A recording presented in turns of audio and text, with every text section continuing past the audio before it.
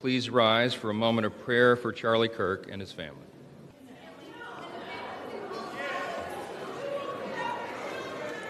Shh. Let's, wait a minute. The House will be in order. The House will be in order. The House will be in order.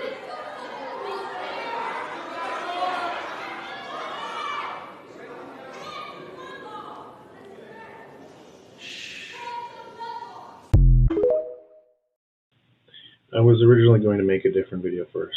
I had already written the script and was about to record when Charlie Kirk was assassinated.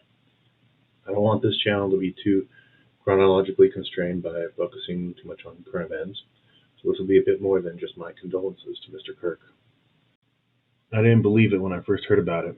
When I saw the footage in its full, gory detail, I felt sick to my stomach. Not just because blood I've seen worse, but who it was and the implications. Unfortunately, I never got to meet him or see him in person. I didn't follow him closely, nor was I a big fan. But he didn't deserve this. I know this is a cliche thing to say, but my thoughts and prayers go out to him and his loved ones who are most affected. You may not agree with him, but he was a good man, a father, and had a moral compass. You can make fun of him and call him cringe, do a parody of him in South Park. None of that offended him. He didn't have a big, fragile ego, but instead had a sense of humor and remained humble no matter how big he got. The worst he did to the radical left was respectfully disagree with them and make them look like fools, and he got killed for it. He was made a martyr for hurting the fragile feelings of snowflakes and tyrannical far-left Karens. The sympathy from the right towards these lunatics is running dry. I can understand why radical leftists might view the assassination of the United Healthcare CEO Brian Thompson by Luigi Mangione as some sort of poetic justice. They see the greed and corruption as causing people who need healthcare to be deprived and even die for it.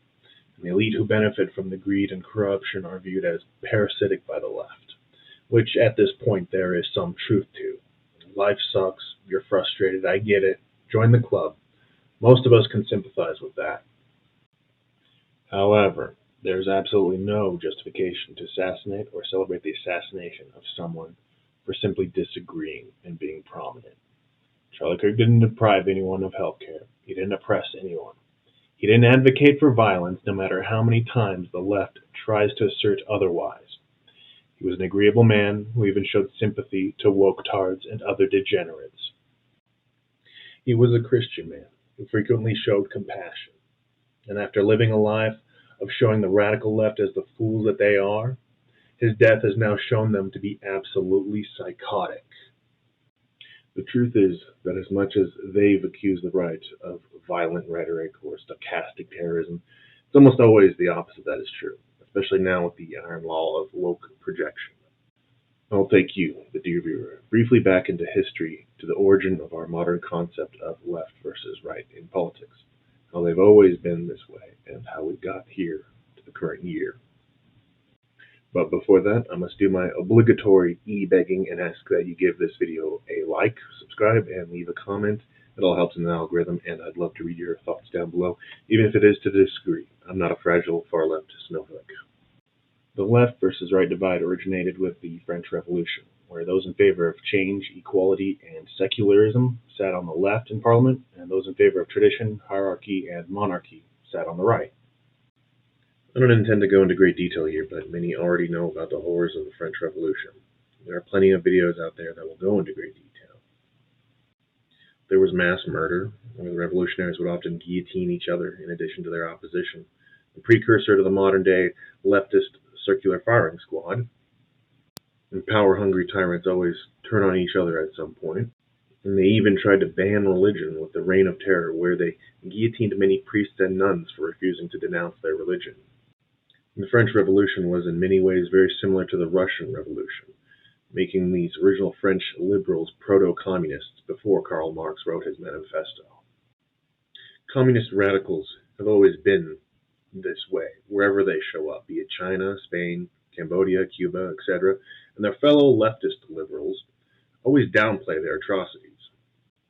If you were to look Throughout global political history, you would always find that these left-leaning liberals were almost always common bedfellows with those who call themselves communists or socialists.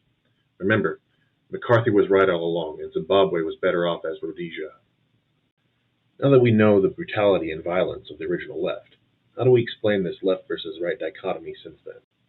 I like to make the comparison with the fox versus the lion allegory. The left are akin to the fox, physically weaker, more feminine. They cannot dominate through sheer force, so they must rely on subtle manipulation to gain power. Some may call the fox more clever and intelligent. Others may call it subversive and dishonorable. There's a high correlation between being liberal and being uglier, weaker, and more prone to mental disorders than conservatives. The right-wing and conservative lion is physically stronger, more masculine, more honor-bound, and brings order through overt force. Hence the original right's advocacy for tradition, religion, and monarchy. Now, critics may call it dumber than the fox, possibly even more tyrannical. Yet when either side dominates too much, it brings some form of tyranny, be it masculine or feminine, and when working together they can bring about the worst form of tyranny possible. The lion may use rule by fiat and brute force upon you to obey arbitrary laws, yet the fox wants to control your very mind, enslaving you even further, deceiving you into believing you're free while your mind is in chains. It surrounds you with government-controlled institutions to teach you how great the government is, how much you need it to control every aspect of your life for your own freedom and safety. The left, the feminine, and the allegorical fox, after all, must heavily rely on soft power rather than hard power to maintain control, which is why they started their cultural revolution with cancel culture, a new, softer variant of the Maoist struggle session. Masculine tyranny is overt and obvious, while the feminine tyranny is subtle and insidious. Conservatives support the police, even though they are glorified thugs in uniform for a glorified protection racket. They are, however, necessary pro-social thugs, and they keep the antisocial, violent, criminal thugs in check. The moderately conservative line strikes a balance between collectivizing and individualizing values. The left, liberal fox, outwardly projects collectivism with socialist and communist ideologies, yet inwardly holds individualizing values dear to itself. Leftists call for equality because they know they cannot achieve anything on merit. They call for care for the weak, but only for themselves and those who they would use to gain and maintain power for themselves. For well over a century, since the progressive era in the early 20th century, the left has been more clever than the right. They've controlled the narrative, the zeitgeist, and thus the minds of most of the voting population, pushing the Overton window further and further to the left. They've used their Machiavellian and sociopathic prowess to increase the size and scope of the state, while characterizing their opponents as fascist, racist, sexist, or some other secular form of heresy. And when so-called small government conservatives gain power, they barely make a scratch in the system, or at best slow down the growing size of this monopoly on violence, the gigantic, liberty-violating, property-stealing, parasitic leviathan we call government. In this span of time, the left cleverly used emotional manipulation to advocate for state-sanctioned violence towards innocent people. They'll tell you that the rich need to pay their fair share in taxes, implying that they, as comrade commissars, get to dictate what's fair for everyone, when the reality is that these commissars hollowed out the middle class, made the rich even richer, and the poor dependent on the protection racket that calls itself government. The gun grabbers advocate for common-sense gun control, while actual common sense dictates that only tyrants want to disarm the populace. They'll label abortion as a reproductive right, trying to justify their antinatalism with inverted morality. And recently they've been imposing a more chaotic anarcho-tyranny, providing clemency for the most brutally violent as long as they belong to one of their protected groups, so that they can continue to prey on decent, law-abiding citizens whose incomes the government slave masters feel entitled to, taking away the only legitimate justification for the state. And this phenomenon isn't new to the modern left, as they've used violent criminals many times before, like the Bolsheviks. Well, this brings us to today, where the mask has completely fallen off, and the left has lost control over the narrative and demands censorship and the political assassination of anyone who disagrees. The radical left have gone completely off the deep end. They no longer have control over the narrative. They lost the battle over optics, and this isn't going to end well for them. Unfortunately, I don't think it will end well for the rest of Western civilization either, as the tyranny of the weak won't go without a fight, and we may just end up with a more efficient, technocratic form of tyranny. And my message to the radical left, if any are watching, which is unlikely, if you genuinely don't want fascism, then stop behaving so much worse than those you label fascist. Stop advocating for terrorism and celebrating acts of terrorism when it only justifies more of a law and order police state clampdown over the population, the very thing you fear the most and label fascist. And for many years, many of you have advocated for horrible things that most people would never go along with, things that literally make fascists look like the good guys.